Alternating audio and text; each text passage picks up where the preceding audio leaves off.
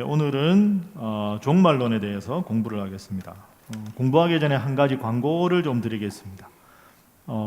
이제 이 프로그램이 12주 프로그램입니다. 그래서 오늘이 11번째 시간이고 다음 주가 마지막 시간입니다. 그래서 다음 주는 시험을 보는 날이죠.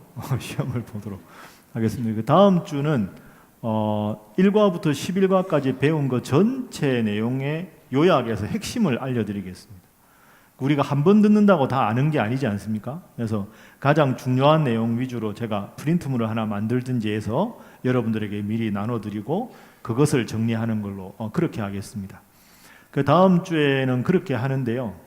여러분이 혹시 궁금한 게 있으실 것 같습니다. 그래서 이제 1과부터 쭉 공부하다가 이건 너무너무 궁금하다, 그런 내용이 혹시 있으신 분이 있으면 오늘 이렇게 이제 들어올 때 등록하신데 여기 밖에 우리 목사님들 전도사님 계신 데 가면 이 질문지 메모지가 있습니다. 그러니까 그걸 가지고 가셔서 뭐 여러분 성함은 안 쓰셔도 되고요.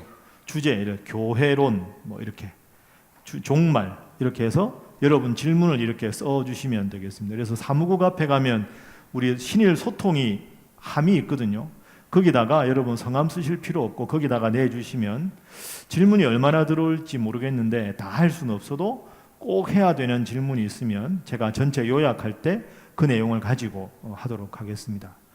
수요일 날 다음 주에 바로 내시면 시간이 없으니까 그러니까 오늘 가져가셨다가 주일 날 저녁에 회수할 테니까 질문지에다가 뭐 여러 가지라도 괜찮으니까, 그래서 다룰 수 있으면 다루고 못 다루면 다음에 이제 이 다음 과를 만들 때 그런 내용을 꼭 넣어서 하도록 그렇게 하겠습니다.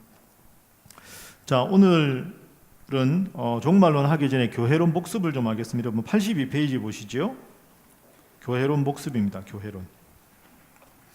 자, 교회론에 대해서 복습을 한번 해보죠. 자, 교회의 특징이 네 가지가 있습니다.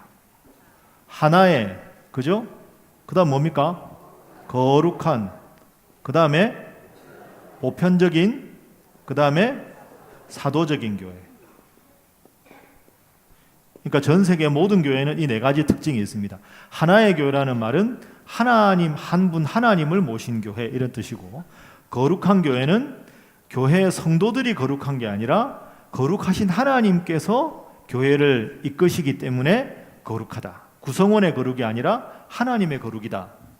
보편적이다 하는 말은 성별이나 인종이나 신분이나 차별 없이 주님을 주인으로 모시면 어느 곳이나 교회일 수 있다. 보편적이다. 마지막 사도적이라는 말은 예수님의 가르침이 12제자와 사도들에게 전파되고 그 가르침의 내용을 그대로 간직한 것이 교회다. 그래서 이런 사도적 가르침과 관계없이 특정 교주가 뭐 재림주라서 그 사람을 믿어야 구원 얻고 그런 건 다 잘못된 것이다. 요 네 가지를 공부했습니다. 그리고 교회는 뭐냐? 하나님을 믿는 성도가 교회다. 그러면 교회의 머리는 누굴까요? 그리스도, 예수님이 교회의 머리시다. 그런데 우리가 지금 예배를 드리는 것은 정확하게 말하면 교회당이라고 한다. 그런데 교회당도 필요하다. 초대교회 보면 에베소 교회, 뭐 서머나 교회, 데살로니가 교회, 이렇게 하나님 나라를 확장해 나가는 베이스 캠프가 필요하기 때문에 우리들 각자가 교회지만 함께 모여 예배드리는 장소로서의 교회당도 반드시 필요하다. 요 말씀을 드렸습니다. 그리고 마지막 지난주에 했던 중요한 것 중에 하나는 로마 천주교회하고 우리하고 차이점이죠. 로마 천주교회는 예수 그리스도의 가르침이 사도들에게 전파됐는데 사도들과 제자들의 가장 우두머리가 베드로다. 그러니까 베드로를 일대 교황으로 모시고 그 가르침을 그대로 받은 로마 가톨릭은 참교회고 개신교회는 그렇지 않다. 이렇게 가르친다. 이렇게 말씀드렸습니다. 그래서 천주교하고 우리하고 결정적으로 차이점이 네 가지가 있었죠. 뭐였습니까? 예, 다 배웠습니다. 마리아론, 또 성사가 우리는 세례성만찬 2개인데 천주교는 7개다. 그 다음에 죄사함, 성직자, 그러니까 사제가 죄사하는 권세가 있느냐 없느냐. 그 다음이 교황. 요 네 가지가 천주교와 우리의 가장 큰 차이점입니다. 그런데 이 차이점보다 더 근본적인 게 있는데 그건 우리는 스크립처, 성경의 권위가 모든 것에 가장 위에 있고 어떤 교리적 결정이든 이 모든 건 다 그 아래에 있다. 천주교는 성경의 권위가 가톨릭 대표자의 공식적인 결정인 트레디션과 같은 위치를 가진다. 그래서 교황이 모호하다. 그러니까 성경적 권위가 없어도 로마 천주교의 대표적인 목회자들과 신학자들이 모인 공식적인 교리의 결정이 성경과 같은 권위를 가진다. 우리의 특징은 오직 성경으로 모든 것의 최종적인 권위는 성경에 있다. 그래서 그 어떤 결정이라도 성경에 근거하지 않으면 잘못된 것이다. 이게 가장 근본적인 우리와 천주교의 특징이다. 차이다. 이렇게 공부하시면 되겠습니다. 지난주에 혹시 안 오셔서 무슨 말씀인지 조금 이해가 안 되시는 분들은 옆에 계신 분들한테 여쭤보시면 되겠습니다. 자, 오늘은 마지막 정규 강의로는 마지막으로 종말론에 대해서 공부하겠습니다. 자, 여러분 교재 보시죠. 교재 87페이지. 종말론이 이게 참 어렵기도 하고 궁금하기도 하고 그렇습니다. 여러분, 예수님이 언제쯤 재림하면 여러분 마음에 드실까요? 언제 오시면 좋겠습니까? 오늘 밤에요? 좀 이따가 오시면 좋겠다. 오늘 밤에 오시면 좋겠다. 한참 있다 오시면 좋겠다. 고3 수능 끝난 애들은 이제 놀만한데 벌써 오시면 어떡하나. 한 두어 달 실컷 놀고 오시면 좋겠다. 이 언제 예수님이 재림할까? 뭐 이런 것도 궁금하고, 그 다음에 뭐 가끔 뭐 TV를 보거나 뭐 이상한 전단지 보면 666 뭐 바코드가 적그리스도의 상징이라 바코드 요즘 안 찍힌 게 어딨냐? 그게 다 짐승의 표다. 그걸 받으면 다음에 주님 재림할 때 못 간다. 뭐 이런 말을 하기도 하고, 유럽 공동체 EU를 봐라. 그 EU 전체 대통령이 나올 텐데 그 사람이 적그리스도의 상징이다.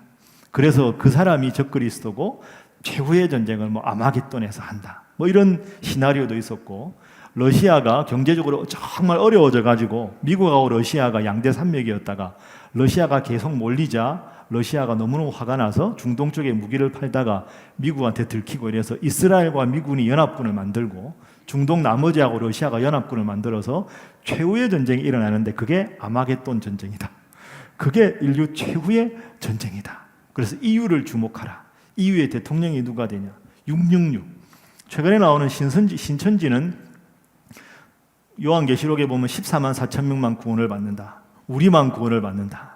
그럼 우리는 뭡니까? 우리 신일교회는 이런 문제, 이게 뭐 여러 가지가 복잡한 문제가 많습니다. 또 뭐 7년 대환란이라는 단어도 알고, 뭐 곡과 마곡의 전쟁, 뭐 전환란, 후환란, 그 다음에 뭐 천년왕국이 언제 오냐, 뭐 이 엄청나게 복잡한, 듣기만 해도 답답하시죠. 심플하게 한번 정리를 해보도록 하겠습니다. 자, 이런 문제 87페이지 보시면 윌리엄 밀러 이야기를 했습니다. 윌리엄 밀러는 1832년에 11년 뒤인 1843년에 세상이 끝날 것이라는 계시를 받았다고 설교했습니다. 여러분, 이 윌리엄 밀러가 누굴까요? 들어보셨습니까? 윌리엄 밀러가 누굽니까? 안식교 창시자입니다. 그러니까 우리가 그 안식교가 이단이다 뭐 이런 말을 하는데요. 안식교는 이단적 가르침이 있습니다. 말 그대로 안식일을 지키는 거죠. 우리는 주일인데. 그래서 그분들이 지키는 게 이제 안식일 개념이 우리로 말하면 금요일 저녁 해질 무렵부터 토요일 저녁 해질 무렵입니다.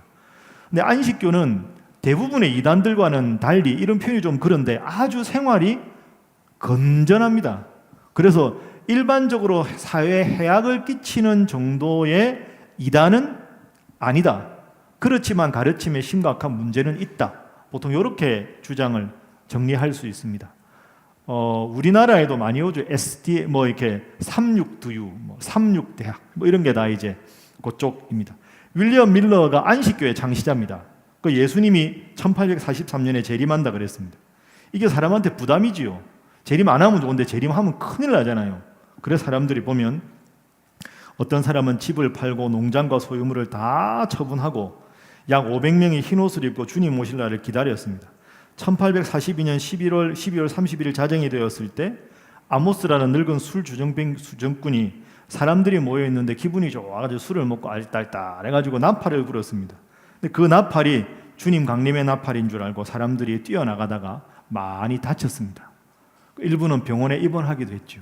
이런 일이 실제로 있었습니다. 그만큼 종말과 재림은 참 모두가 궁금해하는 그런 주제죠. 언제 재림할 것인가 예수님이. 자, 그 다음 페이지 넘어가 보겠습니다. 자, 한번 따라하겠습니다. 시한부종말론. 시한부종말론. 시한부종말론이라는 말은 역사의 어느 한 때를 딱 정하고 지금이 여기라면 어느 특정한 이 때에 예수님이 재림한다. 요 때를 딱 정해서 기다리게 만드는 이런 거를 시한부종말론이라고 합니다. 이게 왜 시한부종말론은요, 늘 있습니다. 어느 나라에도 있고 초대교회 중세 계속 지금도 있습니다. 요거 하는 사람들. 이게 부담스럽잖아요, 사람이. 언제 예수님이 재림하신다더라. 에이, 아니지. 이러다가 혹시 오시면 내가 이렇게 살면 되나? 이제 이런 막연한 불안한 심리를 이용해서 사람들을 모으는 거죠. 그래서 보십시오. 자, 어느 한 시점을 정해놓고 그 시점에 주님이 재림할 것이라고 하는 게 시한부종말론. 잘못된 거죠. 거의 대부분 이단들이 주장하고 역사적으로 보편적인 현상입니다. 예를 들면 밑에 보시죠. 노스트라다무스 들어보셨죠? 2세기 몬타누스, 윌리엄 밀러, 여호와의 증인 찰스 러셀도 재림설을 주장했습니다. 다미 선교회 기억나십니까? 1992년 난리 났었는데 이때 다미 선교회가 뭐의 준말입니까? 다미 선교회. 다가올 미래를 준비하라. 다미입니다. 이때 여러분 한 30년 지났는데 이때 생각은 우리나라가 엄청났습니다. 이때 1992년 10월 28일 제가 기억하는데요. 제가 그때 신학대학원 1학년이었거든요. 뭐 이 시리즈가 엄청 팔린 경고의 나팔 소리 뭐 이런 거 해가지고 뭐 재림한다고 막 평양이 어떻게 되고 엄청나게 우리나라 사람들 많이 넘어갔습니다. 예. 그 다음에 JMS 들어보셨죠? 정명석, 그죠? 이 사람 출소했죠. 자기가 JMS 정명석, 요한계시록으로 하면 지저스 모닝 스타, 내가 빛나는 새벽별이다. 뭐 이래가지고 여러분 웃을 일이 아닙니다. 젊은 학생들이 엄청나게 넘어갔습니다. JMS에. 낙성대 교회라고 2호선에 가면 낙성대 있죠. 그 근처에 뭐 한 7, 8천 명 모이고 그랬죠. 지금도 이 사람이 태어난 곳이 성지입니다. 여러분 우리 교회에 있어서 그렇지 이단들 세력이 어마어마합니다. 뭐 수백억은 다 가지고 있고 그렇습니다. 이 JMS가 젊은 아이들한테 성경에서 말하기 아주 어렵고 헷갈리는 부분만 딱 찍어가지고 그걸 논리적으로 탁탁 풀어주면서 기존의 목사님들은 뭘 모르고 나만이 계시를 받은 하나님의 사람이다. 이제 이런 논리로 젊은 사람들을 아주 많이 끌어모았습니다. 그래서 JMS가 상당히 심각했죠. 이게 또 사관학교에 침투해가지고요. 사관학교에 제가 이거 방송으로 나가기 때문에 사관학교 이름까지 말하면 또 명예훼손이라 그럴까봐 거기 있는 사관학교에 공식적으로 침투해가지고 초급 장교들을 다 이 사람들로 만들었죠. 그런 경우 있습니다. 제가 군모 갈 때 저하고 나이가 같은데 육사 나온 중대장이 아주 집사님이 신실했어요. 이거 아무리 봐도 좀 이상해요. 그 제가 전역하고 알아보니까 JMS에서 보낸 사람이었어요. JMS에서 보습을 해가지고 사관학교 나오면 이 사람들이 부하들이 계속 많아지잖아요. 그러니까 교회 말고 간부가 돼가지고 내가 니네들 성경 공부 시켜준다고. 그러면 육군 중령, 육군 대령이 이등병들 공부시킨다는데 누가 안 오겠습니까? 그래가지고 이제 이쪽으로 가입을 조직적으로 시키고 심각한 문제를 일으킨 경우도 상당히 많습니다. 이단이 아주 집요하지요. JMS 참고로 알아두십시오. 지금 제일 심각한 게 이만희 신천지 예수교 증거 장막 성전. 엄청납니다. 자기들만 14만 4천 명이 차면 끝난다. 그런데 문제는 지금 넘었습니다. 14만 4천 명이 지나버렸어요. 2015년에 이미 14만 4천 명을 넘었습니다. 신천지가 망했을까요? 안 망합니다. 왜 안 망할까요? 좀 이따가 설명해 드리도록 하겠습니다. 자, 그러니까요. 이게 역사적으로 이런 시한부 종말론을 주장하는 이단들이 엄청나게 많습니다.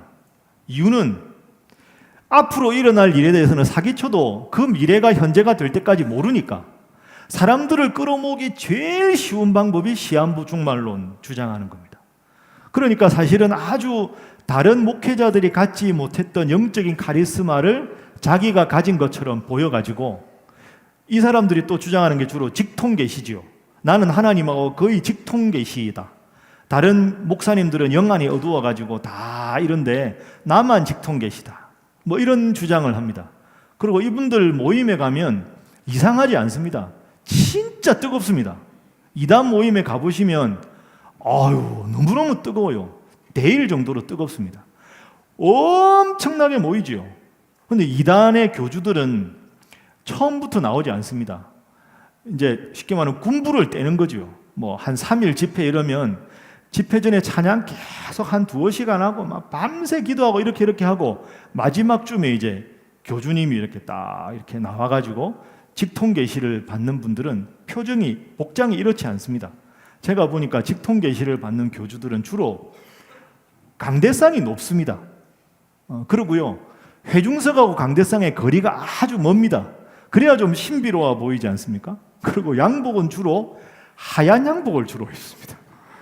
그리고 주로 머리가 벗겨지신 분들이 많고, 강대상 위쪽이 조명이 특히 밝습니다. 그리고 막 신비로운 분위기를 해놓고 딱 나오면 달변가가 아닙니다. 여러분 뭐 이렇게 안 합니다. 탁 나와가지고 말을 할 듯 하는데 결국 아주 어눌한 것처럼 하나님께서 이렇게 하나, 하나님께서 뭐 이렇게 뭐 아주 막 압도해서 그 한마디 한마디에 초집중하게 만들어 놓고 이제 이렇게 자기식으로 이제 논리를 펴가는 거죠. 그러면서 주님께서 나에게 언제 재림한다고 말씀하셨다는 걸 가장 클라이막스의 그 일을 탁 이야기합니다. 그런 식으로 사람들을 끌어모으는 거죠. 그런데 문제는 재림한다고 한 날 재림을 안 했습니다. 지금까지 이 사람들 다 거짓말이잖아요. 그럼 어떻게 되느냐? 와해되느냐? 와해되지 않습니다. 그래서 신천지가 안 망하는 겁니다. 그러면 신천지 내부다, 예를 들어서 신천지 내부에 있는 사람이 대충 세보면 지금 12만 명, 다음 달 13만 명, 올해 말에 14만 4천 명. 야, 끝났네. 이제 야, 학교 휴학해라. 야, 다 필요 없고 다 모여라.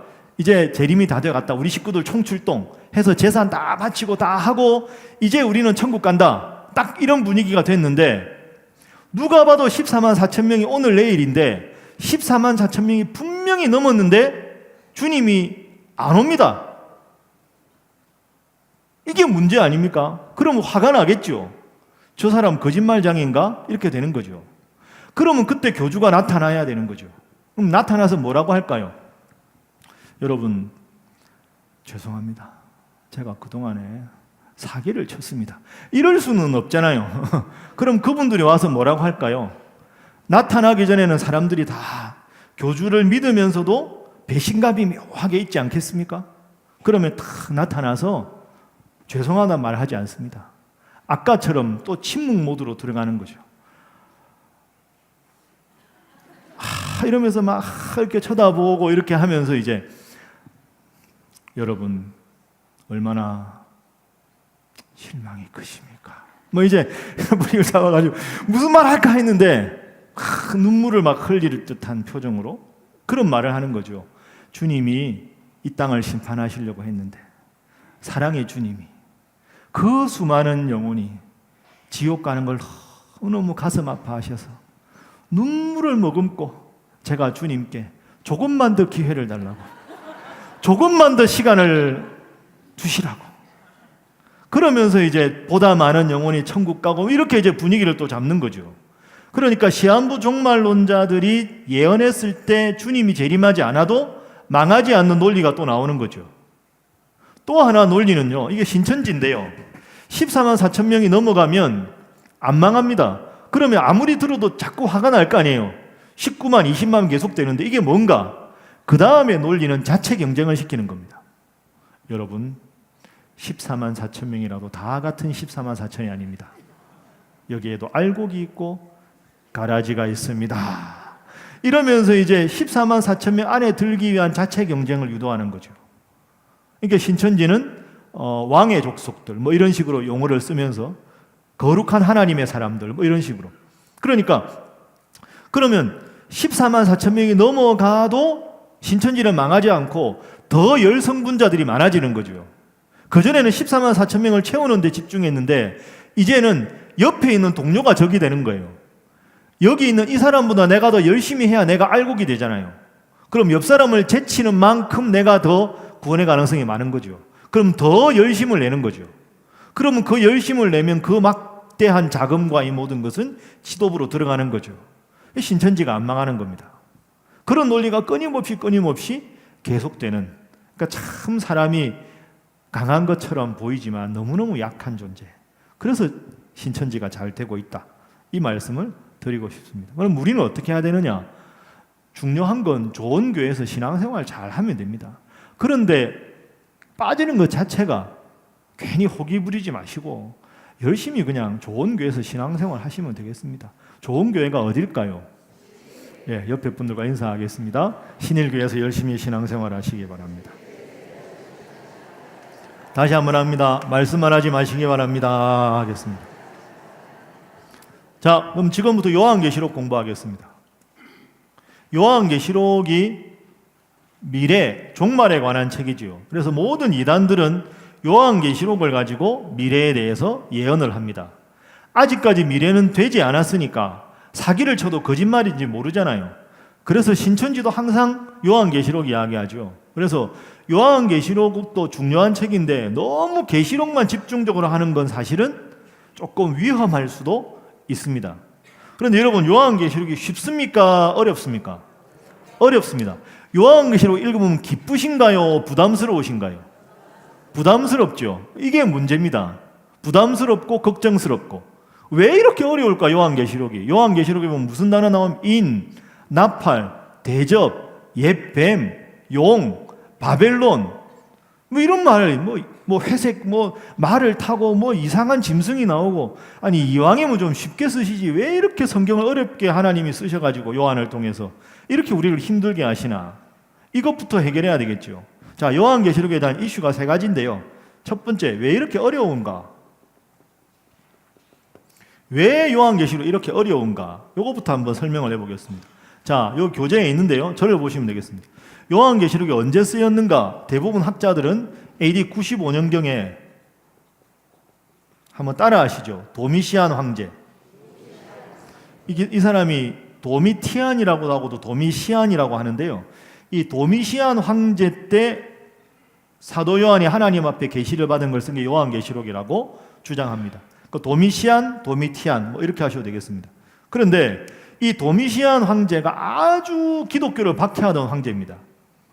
여러분, 기독교를 가장 많이 박해한 황제가 누굴까요? 네로죠.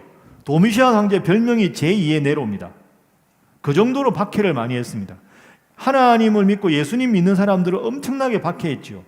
그래서 그 당시에 소아시아 지역에 교회의 가장 위대한 사도가 요한 사도거든요. 이름이 일단 좋지 않습니까? 요한. 그러니까 요한 사도가 있었는데 이 사람을 죽이려고 하다가 초인간 자연적인 것 때문에 못 죽이고 반모섬에 귀양을 보냅니다. 반모섬에.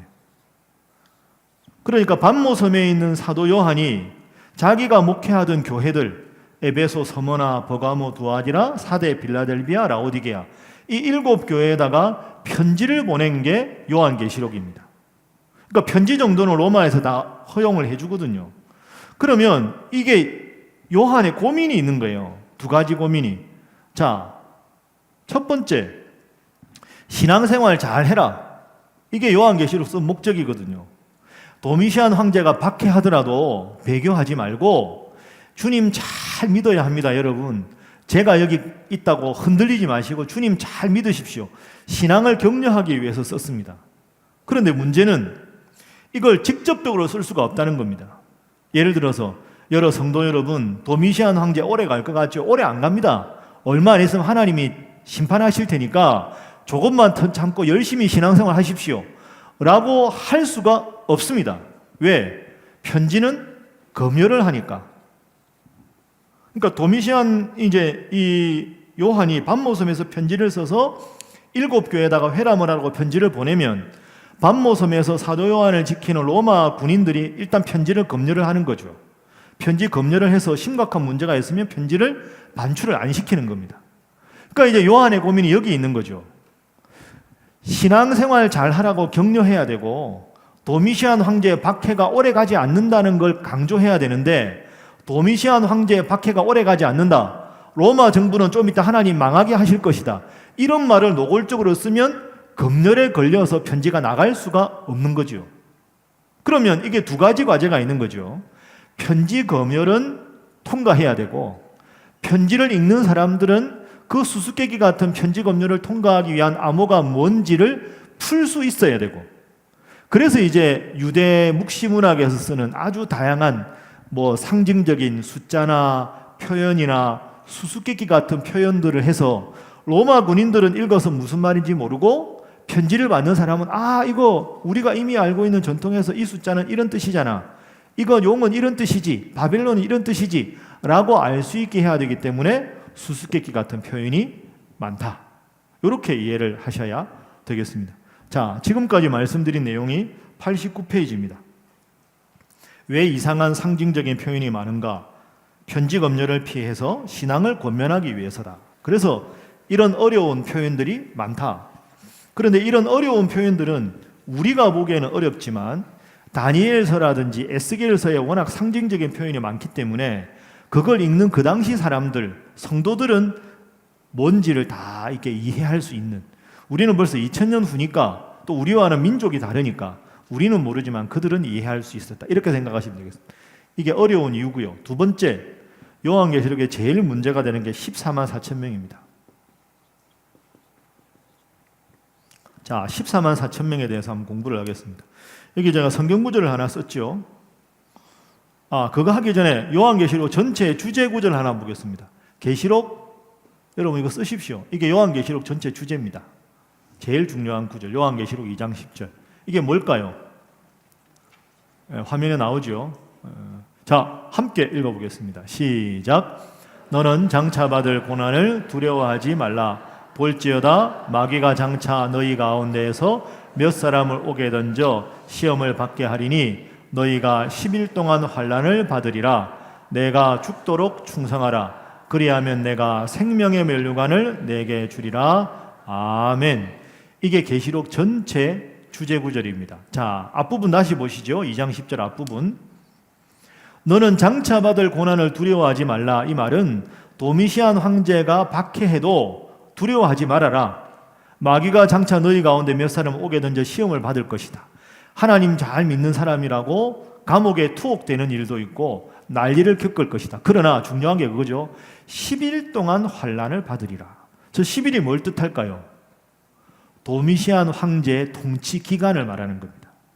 뒤에 보시면 생명의 면류관이 영생의 면류관이죠. 그러니까 10일 대 영원, 이 두 개를 비교하는 거죠. 영생의 면류관을 주님이 주실 거다. 도미시안 황제의 통치는 그 영원한 시간에 비하면 10일밖에 되지 않는다. 이것만 잘 견디면 영생을 할 수 있는데 도미시안 황제의 치하가 길 것 같아도 길지 않다. 열흘만 참아라. 영원에 비해서 지극히 짧은 시간이다. 이것만 잘 참고 박해를 이기면 생명의 면류관을 주님께서 주실 것이다. 이 격려를 위해서 쓴 것이 계시록이다. 자, 두 번째 봅니다. 14만 4천 명. 이게 신천지에서 주장하는데요. 여기에 핵심은 이게 문자적인 거냐, 상징적인 거냐. 신천지는 이게 문자적인 거라는 거죠. 14만 4천 명만 구원을 받는다. 그럼 우리 신일교회 성도들은 어떻게 될까요? 죄송합니다. 지옥 갑니다. 이제 이렇게 되는 거죠. 근데 성경에 14만 4천 명이 나옵니다. 문제는. 자, 찾아보겠습니다. 계시록 7장 4절. 자, 화면 보십시오. 함께 읽어볼까요? 자, 시작. 내가 인침을 받은 자의 수를 들으니 이스라엘 자손의 각 지파 중에서 인침을 받은 자들이 14만 4천이니. 이스라엘 자손 중에서 14만 4천 명. 인침을 받는다는 이는 도장인을 말하죠. 도장을 찍었다. 그러니까 주님께서 너는 구원이다 하고 주님께서 도장을 찍은 사람이 몇 명이다? 14만 4천 명이다. 그러면 문자 그대로 하면 주님 앞에 구원을 받는다고 인정받는 사람이 몇 명이다? 14만 4천 명이다. 그럼 여러분 신천지가 혹시 여기 계십니까? 안 계시죠? 네, 와가지고 성경대로 해야 되는데 성경에 14만 4천 명인데 왜 자꾸 이걸 상징적으로 해석합니까? 인침을 받은 자가 14만 4천 명이라고 하잖아요. 이렇게 말을 하면 여러분은 뭐라고 이야기하시겠습니까? 다 말씀하실 게 있는데 시간 관계상 안 하시는 거죠. 자, 14만 4천 명이다. 이게 어떻게 나왔냐? 문자적이다. 결코 그렇지 않습니다. 이게 신천지의 오류입니다. 자, 다시 4절 보시죠. 자, 7장 4절 보시죠. 자, 뒤에 14만 4천이 나오죠. 14만 4천 명이 문자적으로 14만 4천 명이면 성식적으로 앞에 인침을 받은 자의 수가 어디서? 이스라엘 자손의 각 지파에서 14만 4천 명입니다. 그러면 신천지가 이게 자기 모순입니다. 14만 4천 명이 문자적인 거라면 앞에 이스라엘 자손도 이스라엘 사람들 중에서 14만 4천 명이어야 되는 거 아닙니까? 근데 신천지는 12지파는 99.9%가 어느 나라 사람일까요? 우리나라 사람입니다. 그죠? 신천지가 우리나라에서 생겼으니까. 그러니까 이스라엘 자손은 한국 사람이라고 영적으로 해석을 하고 같은 절의 뒷부분에 14만 4천 명은 문자적으로 해석하고 전혀 안 맞잖아요. 여기 혹시 신천지 계시면 반박을 한번 해보시죠. 말이 안 되는 겁니다, 이게. 그리고 가장 기본적으로 여러분 생각해 보세요. 하나님이 한국 사람만 만들었습니까? 전 세계 사람을 만들었습니까? 그런데 하나님이 나 다 싫다, 나 다 싫고 한국 사람만 좋다. 그래가지고 14만 4천 명을 신천지 사람들만 하면 미국 사람, 이스라엘 사람, 영국 사람, 독일 사람, 아프리카 사람 다 어떻게 되겠습니까? 미안하다, 다 지옥 가라. 그게 사랑의 하나님입니까? 폭군 하나님이지. 그런 하나님이 믿을 가치도 없는 하나님 아닙니까? 잠깐만 생각해봐도 신천지는 진짜 안타까운 분들입니다. 가장 기본적인 건데 뭘 그걸 가지고 그렇게 신천지 하고 그렇게 하는지. 그렇죠. 이렇게 절대로 그렇지 않습니다, 이거. 그런데 왜 신천지를 믿는가 안 나오고? 여러분, 이게 이단이 늪과 같습니다. 늪은 이렇게 발목까지 싹 들어가면 나오거든요. 에이, 얼마든지 빠져나와 이러는데요. 무릎까지 들어가도 빠져나와요. 허리춤까지 늪에 빠지면 천하장사도 못 나옵니다. 그게 늪이지요. 이단은 늪과 같습니다. 내가 가서 호기 있게 안부 주장해서 다 탈출시켜 버리라 하지 마십시오, 여러분. 그거는 해도 목사님들이나 신학자가 여러분은 안 하시고 그냥 여기서 열심히 찬양대 하시고 구역장 하시고 이러면 되는 겁니다. 그런 데 가서 할 필요가 없는 거죠. 그러니까 건강한 교회에서 신앙생활 하는 데 그만큼 중요합니다. 그래서 이단에 빠진 자는 한두 번 경계하고 멀리하라 하는 말이 포기하라는 뜻이 아니라 이단이 그만큼 심각한 위험이 있다 이런 뜻이죠. 자, 그러면 14만 4천이 뭐냐? 상징적인 겁니다. 자, 요한계시록의 숫자를 한번 공부해 보겠습니다. 여러분, 3이 뭘 뜻할까요? 3, 하나님입니다. 하나님.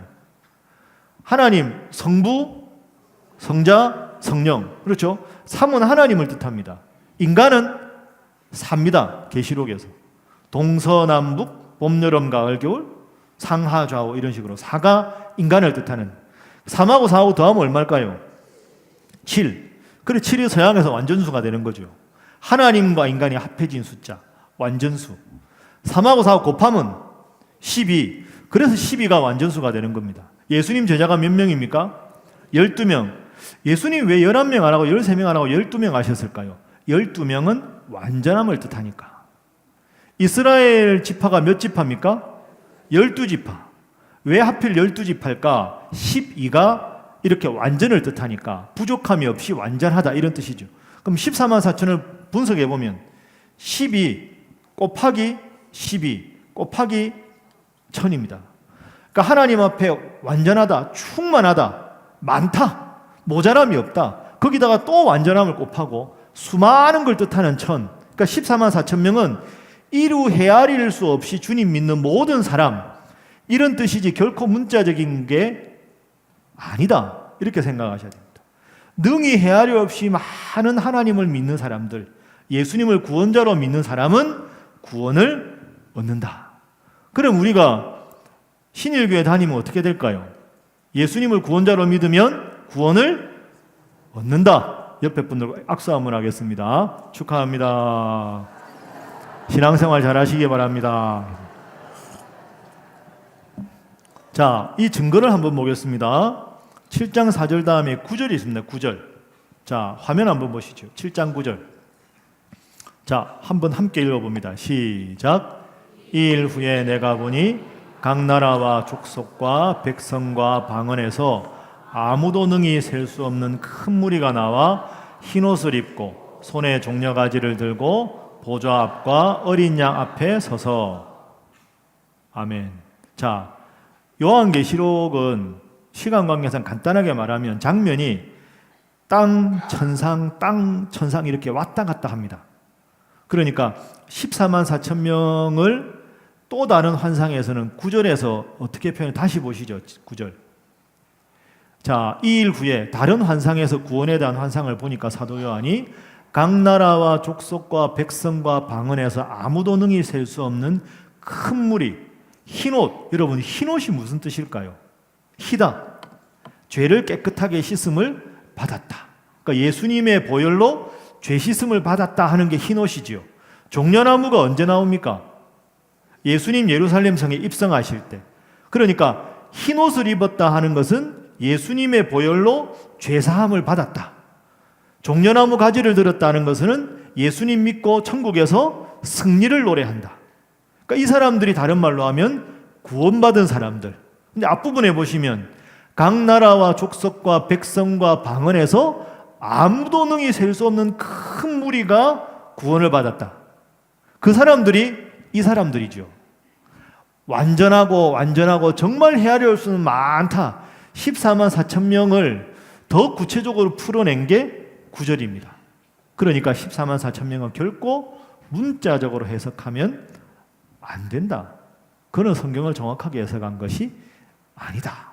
이렇게 여러분이 알아두시면 되겠습니다. 혹시 다음에 신천지를 만나시거든 뭐 14만 4천 명 이러면 그냥 네, 안녕히 가세요. 이렇게 그냥 오시면 되겠습니다. 자, 그렇게 앞으로 14만 4천에 대해서는 헷갈리지 마시기 바랍니다. 자, 그 다음 장 넘어가겠습니다. 90페이지. 자, 요한계시록 어려운 거 잘 하고 계시니까 기지개 한번 켜겠습니다. 좋습니다. 피곤하시죠? 예. 자, 몸을 왼쪽으로 돌려서 어깨를 좀 주물러 주도록 하겠습니다. 어깨 좀 잘 주물러 주십시오.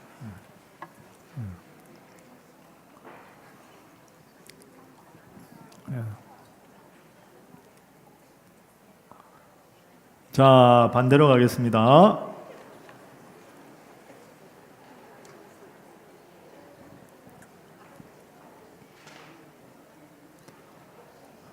자, 이제 바로 앉겠습니다. 자, 박수 3번 시작.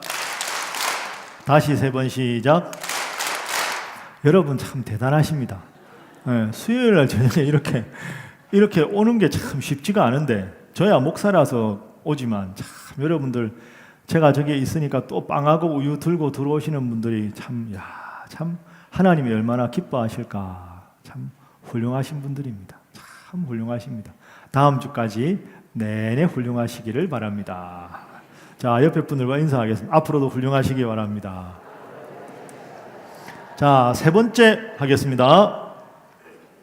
666에 대해서 하겠습니다. 666. 여러분 지금까지 666에 대해서 들었을 때 666이 뭐라고 들어보셨습니까? 여러분이 믿는 게 아니라 이거다라고 귀로 들어본 거 한번 다 말해 보십시오. 예? 짐승의 숫자, 마귀의 숫자, 적그리스도, 또 롯데월드 입장권이다. 뭐 이렇게 바코드. 그걸 들어보셨죠? 바코드. 신용카드에 있으니까 컴퓨터. COMPUTER 다 더하면 666입니다. A를 6으로 하고 A 6 더하기 6 12, C는 18 이렇게 쭉 하면요. COMPUTR 딱 닿으면 666입니다. 컴퓨터가 666이다. 이렇게 말하는 사람도 많이 있습니다. 그렇게 따지면 아돌프 히틀러도 666입니다. 뉴욕 세계 심장이지요? 666입니다. 하여튼 그런 걸 누가 계산하는지 진짜 대단한 사람들이 많습니다. 666이 도대체 뭐냐 이게. 자, 지금부터 이걸 공부하겠습니다. 666은 기본적으로는 적그리스도 사탄을 상징하는 숫자입니다. 자, 아까 7이 완전수라 그랬죠. 7에서 하나가 빠집니다. 결핍이죠, 결핍. 그런데 결핍된 게 삼위일체 3이 완전수라 그랬잖아요. 신을 뜻하는 게 신이 3이고 인간이 4라 그랬죠. 결핍을 뜻하는 게 6이 3개가 있으니까 기본적으로 마귀의 숫자, 적그리스도의 숫자입니다. 그럼 도대체 이 666이 누구를 가리키는가? 이걸 한번 생각을 해보겠습니다. 자, 이걸 정확하게 이해하려면 요한계시록 13장을 보셔야 됩니다. 자, 화면 한번 보시죠.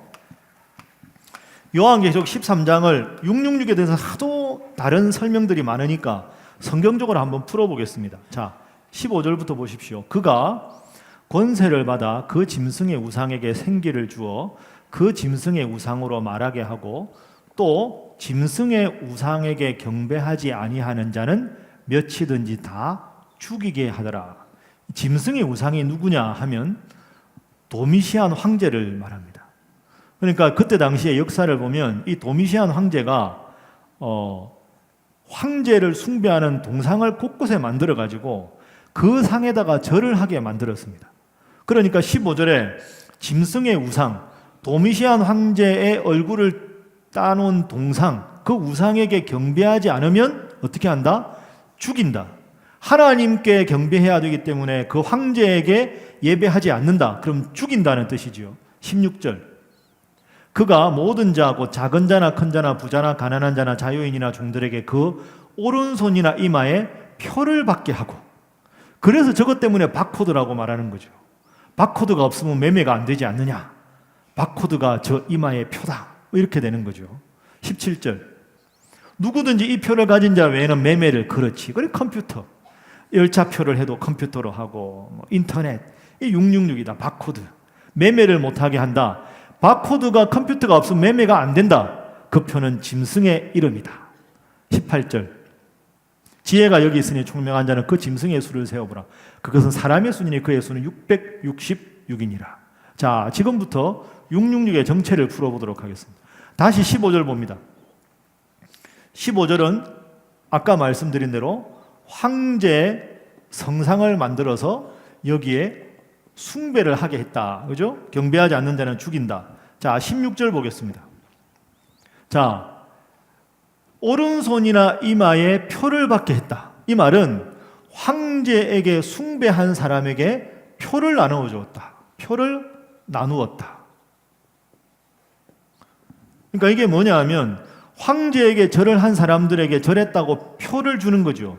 그 표를 가진 자만 시장에 가서 매매가 가능하다는 겁니다. 그걸 안 하면 예수님 믿는 사람이라고 잡아들인 거죠. 그럼 예수님 믿는 사람들은 매매를 못하니까 배교를 하고 황제를 섬기든지 매매를 하지 않고 주님만 섬기든지 둘 중에 분간해내는 방식이 이게 되는 거죠. 그래서 오른손이나 이마, 오른손을 옛날에 바른 손 이랬잖아요. 이거 뭐 왼손도 중요한 건데, 그러니까 오른손이 중요하다는 뜻이고요. 이마에 왜 받게 했을까요? 표를. 이런 표를 이마에 받게 한 이유가 뭘까요? 이마 없는 분 보셨습니까? 그래서 이마에 표를 받는 겁니다. 어느 특정 다른데 뭐 왼발 이러면 왼발에 장애를 입으신 분은 표를 하면 안 보이잖아요. 이마 없는 사람 없잖아요. 이마 없는 분 보셨습니까? 이렇게. 그러니까 이마에 표를 맞는 건 몸에서 살아있는 사람은 누구나 이 표를 받게 있다 이런 뜻이죠. 자, 그래서 숭배한 사람들에게만 표를 나누어서 매매를 하겠다. 17절. 누구든지 이 표를 가진 자 외에는 매매를 못하게 했다. 그러니까 이렇게 연결되는 거죠. 그러니까 바코드니 컴퓨터니 하는 것은 요한계시록에 쓰여진 배경과 아무 관계없이 상상의 나래를 최선을 다해서 펼친 참 안타깝고도 안타깝고도 안타까운 그런 해석입니다. 그게 컴퓨터가 바코드면 컴퓨터 바코드 나오기 전에 살았던 사람들은 어떻게 됩니까 그럼? 그죠? 컴퓨터 오기 전에 그러면 다 그 사람들은 뭐죠? 해석이 안 되잖아요. 자, 18절 봅니다. 18절이 제일 중요합니다. 자, 함께 읽어봅니다. 시작. 지혜가 여기 있으니 총명한 자는 그 짐승의 수를 세어보라.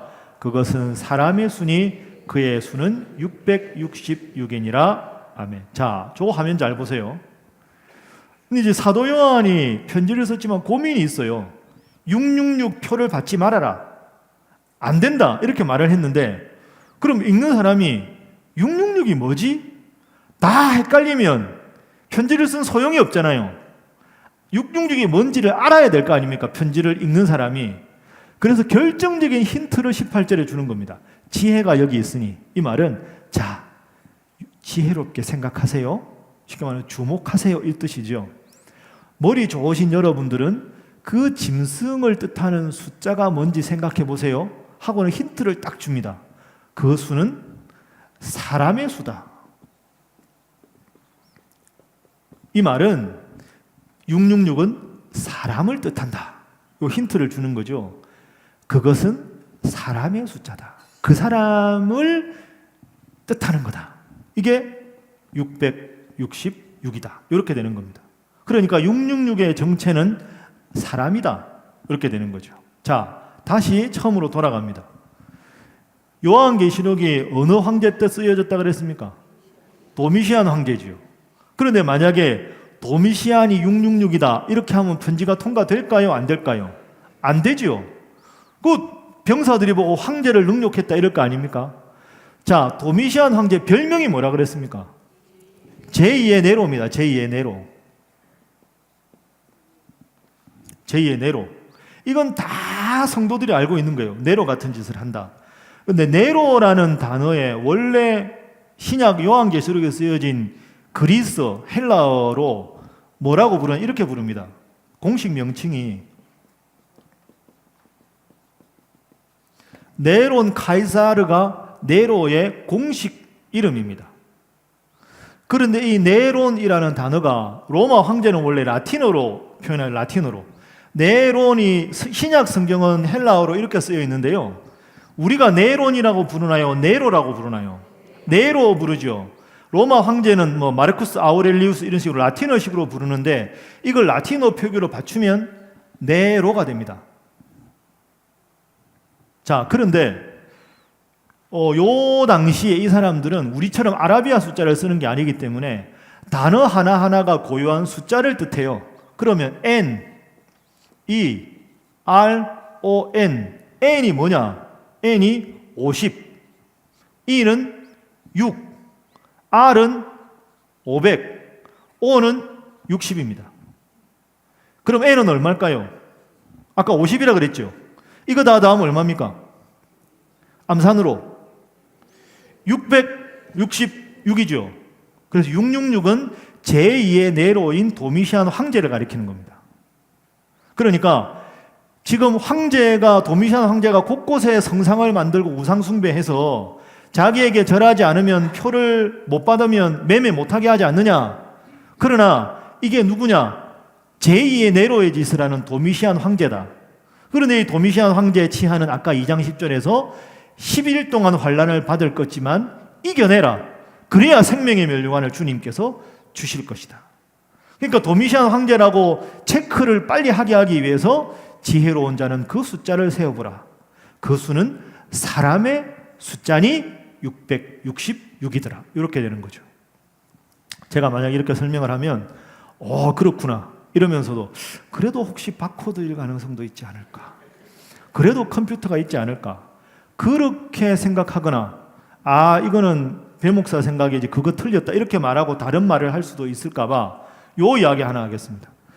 신약 성경은 다 사본이 있죠. A라는 동굴에서 발견된 사본, 이렇게 요한계시록도 흩어진 사본이 있었을 거 아닙니까? 그런데 여기 요한계시록 13장 18절에다가 어떤 사본에는 666이 아니고 616이라고 되어 있는 사본이 있어요. 616. 그러면 이걸 풀어야 되는 거예요. 왜 666이라고도 부르고 616이라고도 불렀을까? 바코드나 컴퓨터나 뭐 이렇게 해석을 하면 616을 도저히 풀 수가 없어요. 이걸 풀 수 있는 힌트가 이거죠. 네론이 얼마라고요? 666. 우리가 네론을 뭐라고 부릅니까? 네로 부르죠. 그럼 n이 빠지죠. n이 얼마죠? 50이죠. 666에서 50을 빼면 616이죠. 그래서 제2의 네로를 뜻하는 게 맞는 거죠.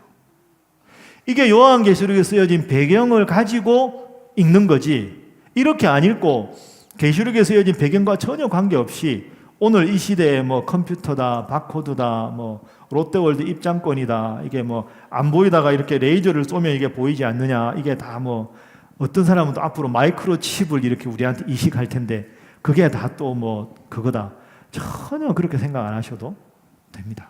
그건 요한계시록에 쓰여진 배경을 전혀 고려하지 않고 읽은 잘못된 해석이다. 그래서 90페이지 썼습니다. 바코드, 컴퓨터, 신용카드, 롯데월드 입장권 다 아니다, 이렇게 생각하시면 되겠습니다. 그러니까 앞으로 그런 거에 헷갈리지 마시고 뭐 컴퓨터, 바코드 이러면 그게 아닌데 그냥 그렇게 생각하시고 이렇게 설명 다 안 하셔도 되니까 그렇게 알아두시면 되겠습니다. 마음을 좀 편안하게 하시고 괜히 바코드 받고 뭐 이상한 글 읽으면 이거 큰일 나나. 명동에 가면 가끔 이런 분 있거든요. 666이 바코드입니다. 그래가지고 뭐 여러분들은 이제 뭐 재림이 얼마 안 남았습니다. 그 잘못된 해석입니다. 바른 해석으로 바르게 성경을 해석하는 게 중요합니다. 자, 옆에 분들과 인사하겠습니다. 바르게 아시기 바랍니다. 한 번 더 합니다. 바르게 믿으시기 바랍니다. 그래서 바로 알고 바로 믿는 게 중요하다. 자, 이렇게 정리를 하겠습니다. 자, 4번 보겠습니다. 이제 반도 안 했는데 이렇게 목사님 언제, 걱정하지 마십시오. 끝나기 제가 알아서 핵심은 다 했으니까요. 자, 바른 종말론. 종말이 언제 올 거냐? 뭐 아까 다미 선교회, 안식교, 여호와 증인, 통일교, 무화과 나무의 비유, 666, 열불 짐승, 14만 4천, 천년 왕국, 7년 대환란, 곡과 마곡의 전쟁 엄청 많은데 너무 신경 안 쓰셔도 됩니다. 자, 성경에서 뭐라고 말하느냐? 마태복음 24장 36절이 있습니다. 함께 읽어볼까요? 자, 교재 보시고 시작. 그러나 그날과 그때는 아무도 모르나니 하늘의 천사들도 모르고 오직 아들도 모르고 오직 아버지만 아시느니라. 아멘. 자, 이거 누가 하신 말씀입니까? 예수님이 하신 말씀입니다. 그러나 그날과 그때는, 재림의 심판의 그때는 하늘의 천사들도 아들도 모르고 아버지만 아신다. 자, 여러분, 그런데 솔직히 우리끼리 저 아들이 누구죠? 예수님이죠. 예수님 모를까요? 아시지요. 예수님은 하나님하고 능력이 같은 분인데 모르시겠다고 하는 게 말이 됩니까? 예수님 아시죠. 근데 왜 아들도 모른다 그랬을까요? 아는 게 도움이 안 된다, 이런 뜻입니다. 그거 뭐 알라고 하나 자꾸.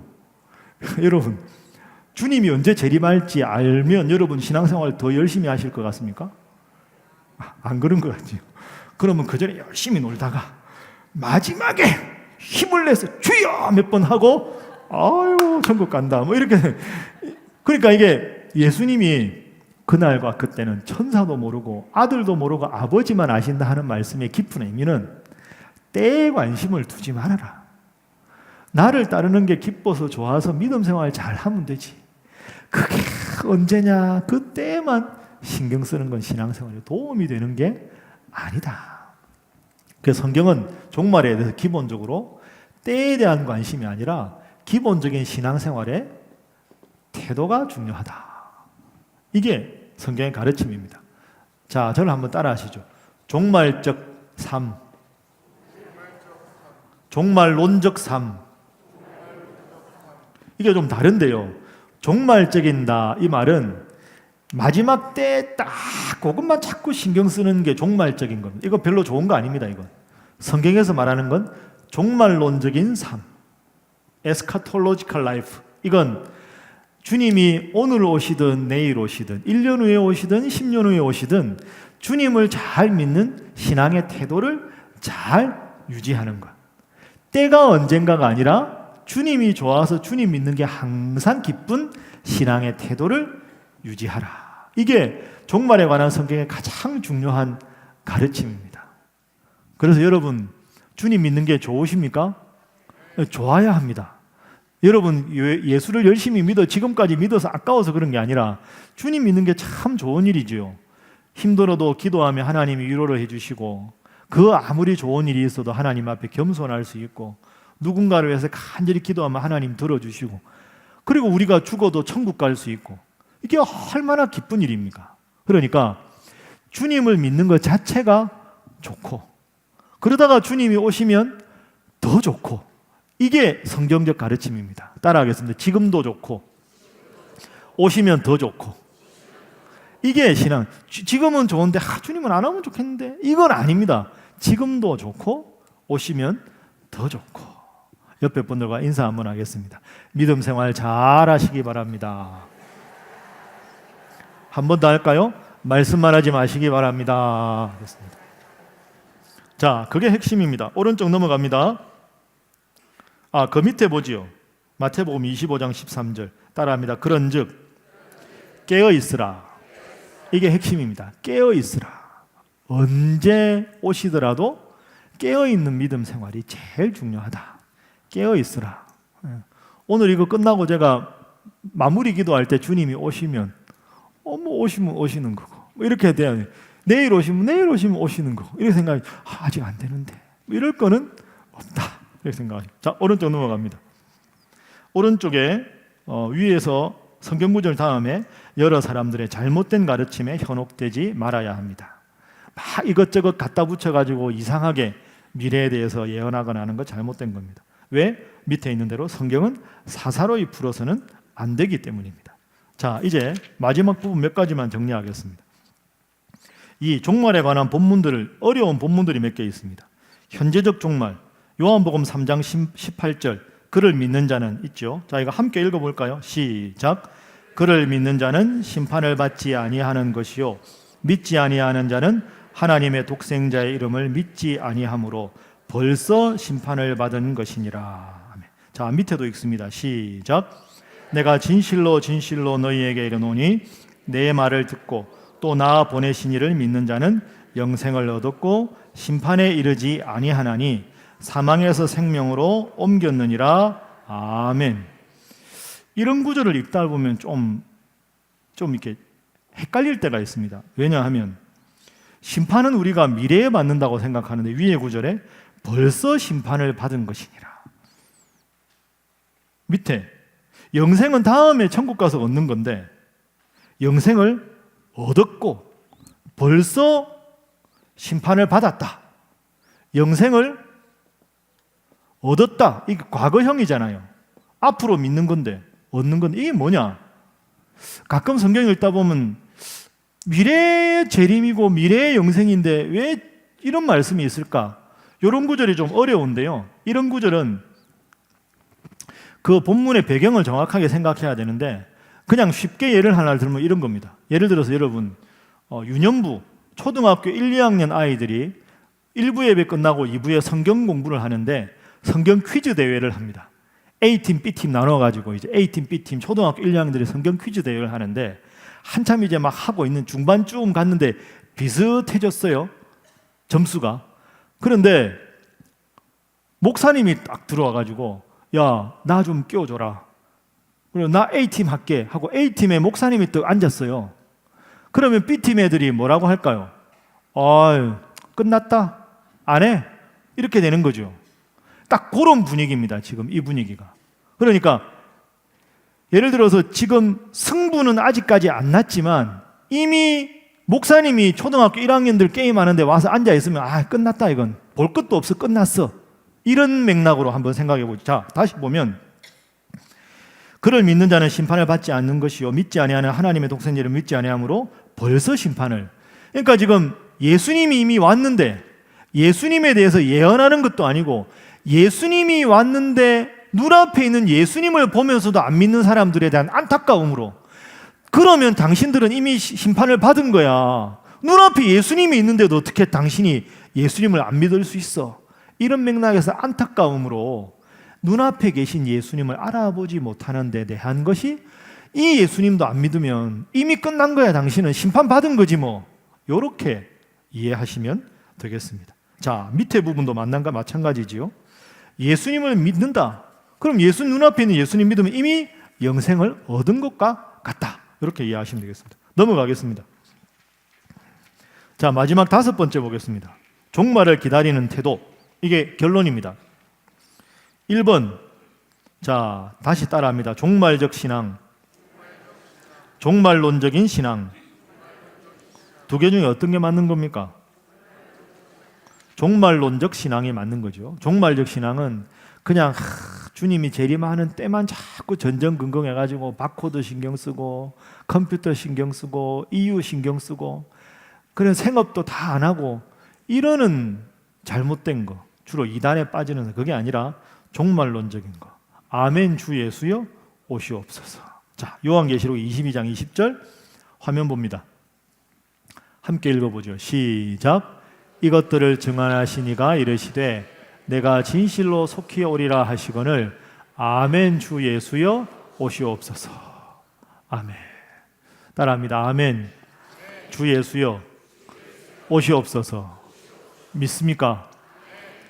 아, 주님 좀 안 오면 안 됩니까? 지금 좋은데. 이게 아니라는 거죠. 주님 믿는 게 좋고 오시면 더 좋고 이래야 되는 거지. 오는 거는 부담스럽고. 여러분 잘 생각해 보세요. 어느 학자가 참 재미있는 통계를 냈는데요. 요한계시록의 구절이 총 404구절입니다. 요한계시록 1장부터 마지막 장까지. 그 중에서 심판과 저주에 관한 구절이 98개고요. 천국, 영생, 희망에 관한 게 150개입니다. 그러니까 요한계시록은 우리를 무섭게 하는 책이 아닙니다. 그리고 예수님의 재림은 심판이라는 단어 때문에 우리는 자꾸 부담스러워 하는데요. 그게 아닙니다. 예수님의 재림과 심판은 좋은 겁니다. 그렇게 해서 천국 가서 영원히 살면 그게 얼마나 좋습니까? 그래서 총 404개 구절 중에서 저주와 심판은 98개, 천국과 영생과 희망에 관한 건 150개. 그래서 앞으로 요한계시록 읽을 때 모르는 건 괜찮은데 너무 부담 갖고 이거 빨리 오면 안 되는데 이렇게 읽을 거는 없다. 그럼 요한계시록 언제 공부하느냐? 우리가 말씀과 함께 쭉 하다가 요한계시록 나오면 그때 합니다. 그때 새벽기도 나오시면 못 나오시면 그때 열심히 공부하시면 되겠습니다. 요한계시록도 구조를 알면 아주 흥미롭고 아주 심오하고 정말 위대한 책입니다. 그래서 제발 다른 데 이상한 데 가서 요한계시록 공부하지 마시고 우리 교회 말씀과 함께 할 때 새벽기도 열심히 나오시기를 주님 이름으로 부탁합니다. 아멘 하셨죠? 옆에 분들과 인사하겠습니다. 새벽기도 열심히 나오시기 바랍니다. 한 번 더 할까요? 말씀만 하지 마시기 바랍니다. 이제 내일부터 많아지겠네요. 예. 계시러 갈 때만 오신다고요? 예, 알아서 하십시오. 자, 그래서 두 번째, 종말을 기다릴 때 내가 주님 앞에 거룩하게, 이 땅도 주님 앞에 거룩하게 그렇게 살아가는 게 필요하다. 세 번째, 중요합니다. 함께 읽습니다. 시작. 종말은 두려움과 불안이 아니라 기쁨과 희망으로 기다리는 것이다. 그렇습니다. 요 마태복음 24장 25장에 보면 신랑을 기다리는 신부 이야기, 신부 친구들 이야기가 나오잖아요. 이게 종말에 관한 예수님의 비유거든요. 결혼식의 하이라이트가 신랑 신부잖아요. 그 신랑 신부를 기다리는 마음이 얼마나 설레고 기쁩니까? 신부 친구가 신랑 오면 안 되는데 큰일 나는데 그게 무슨 결혼식입니까? 그래서 천국을 성경에서 표현할 때 혼인잔치, 신랑과 신부 이렇게 표현하면 그만큼 천국이 아름답고 좋은 곳이다.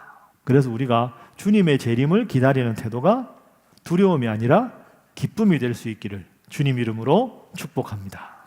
평상시 신앙생활 잘하면 되죠. 그래서 밑에 종말적 희망이 이끄는 삶이 필요하다.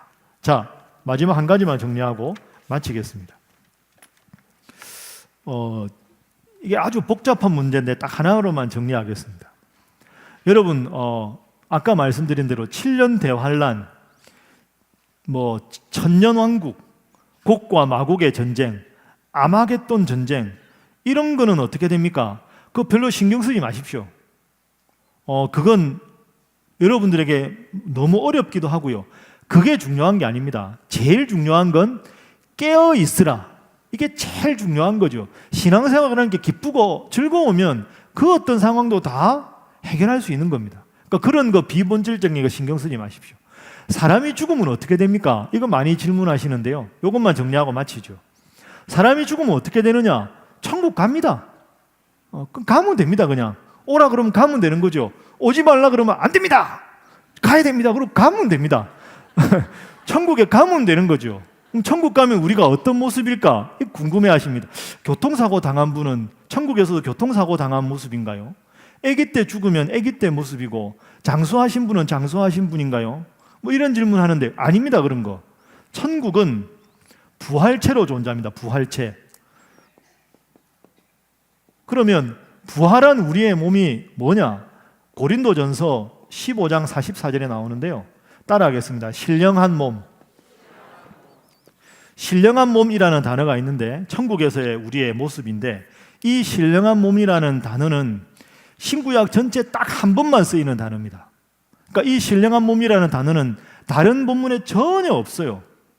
그래서 신령한 몸 부활체가 어떤 모습일까 저한테 물어보지 마십시오. 저도 아직 천국을 안 가봐서 모릅니다. 그런데 추정할 수 있는 근거가 있죠. 그게 뭐냐 하면 예수님께서 부활하신 다음에 제자들에게 나타나실 때 제자들이 무서워가지고 지금 문을 다 닫고 있는데 예수님이 들어오셨습니다. 그죠? 문을 똑똑하고 들어오신 게 아니라 문을 다 닫아놨는데 들어오셨죠. 그리고는 너희에게 평강이 있을지어다 했을 때 제자들이 보고 예수님인지 알아보았습니다. 그러니까 부활체를 추정할 수 있는 근거는 우리가 지금 알고 있는 시간과 공간의 제한을 벗어난다. 그런데 제자들이 예수님인 줄 알아볼 수 있을 상황이다. 그러니까 지상에서의 우리의 모습과 연관되지만 신령한 몸의 상태이기 때문에 뭐 어릴 때 죽었으면 어릴 때 모습인가요? 이런 질문 자체는 우리 이 시대에 우리가 살고 있는 이 생각을 가지고 천국에 대해서 생각하는 거기 때문에 그걸 갖고 너무 복잡하게 생각할 필요는 없다. 또 하나, 우리가 죽으면 천국 간다. 이러면 천국도 초만원이지 않을까요? 지금까지 죽은 사람이 그렇게 많은데 천국이 아무리 넓어도 꽉 차가지고 어느 날 이렇게 천국이 조금 이렇게 너무 비좁아가지고 아파트 평수 줄어들듯이 너무 줄어들면 이거 언제? 그게 종말이 그때 아닐까요? 천국에서 맨션이 수용이 안 될 때 무너지기 바로 전에 예수님이 오시나요? 아닙니다. 그런 건. 여러분 그건 다 이 땅에서 우리 생각을 가지고 우리의 시간과 공간을 생각해서 천국을 생각하는 거죠. 제가 자주 드는 비유로 갓난아기는 태어나서 엄마 뱃속에 10달이 있는지 압니다.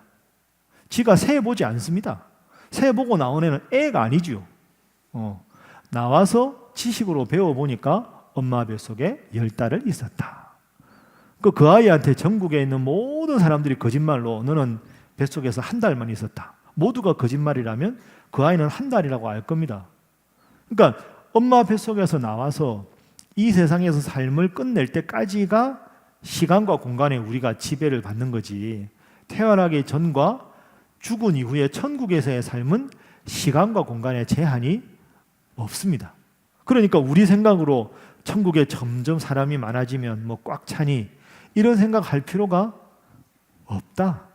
그러면 예를 들어서 100년 전에 죽은 사람이나 오늘 천국 가신 분이나 오랜만이네 100년 만이네 이렇게 생각할 것 같은데 그건 우리 생각입니다. 죽게는 하루가 1000년 같고 1000년이 하루 같고 엄마 뱃속에서 하루 있다 나온 것 같은데 10달인 것과 똑같죠. 그래서 하나님의 시간과 하나님의 공간에 대해서 우리가 생각하는 이런 공간과 지상 개념을 갖고 자꾸 억측해서 이러니 저러니 말하는 것 자체가 어리석은 거다. 성경에서 말하는 가장 중요한 건 예수님을 구원자로 믿으면 천국에 간다.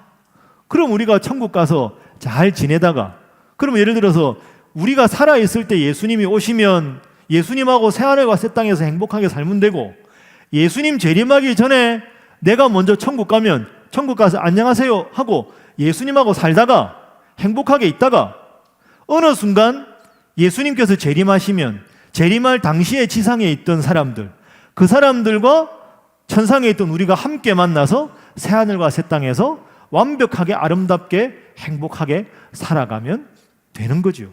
이게 성경에서 말하는 가장 근본적인 겁니다. 이 근본적인 걸 놓치고 계속 아까 말한 바코드 666 14만 4천 명, 그 다음에 곡과 마곡 7년 대환란 생각할 게 없다. 이 정확한 진리를 놓치고 그런 것에 신경 쓰는 것 자체가 잘못이다. 자, 저를 따르겠습니다. 예수님을 믿으면 구원을 받고 천국에 간다. 믿습니까? 이것만 딱 붙잡으시고 너무 지엽적인 것에 신경 쓰지 않으시는 게 좋습니다. 예수님 믿으면 구원을 얻고 나는 저 천국에서 영원히 살 것이다. 이 말씀 딱 붙잡고 아멘 주 예수의 오시옵소서, 주님 오시는 그날까지 신앙생활을 어느 교회에서 이래가지고 되겠습니까? 좀 화끈하게 해야 마지막인데 어느 교회에서? 그렇죠. 신일교회에서 열심히 신앙생활 잘 하시고 우리 모두가 천국에서 신일교회, 제천국 신일교회 동창회 할 때 한 분도 빠짐없이 다 만날 수 있도록 믿음 생활 잘 하시는 여러분 되시기를 주님 이름으로 축복합니다. 자, 옆에 분들과 악수 한번 하겠습니다. 천국에서도 뵙겠습니다. 기도하겠습니다. 하나님, 참 어렵고 궁금하기도 하고 때로 불안하기도 하고 막막하기도 한 우리가 종말과 심판에 대해서 간단하게 공부했습니다. 깨어 믿음에 굳게 서는 우리 성도들 되게 하여 주옵소서.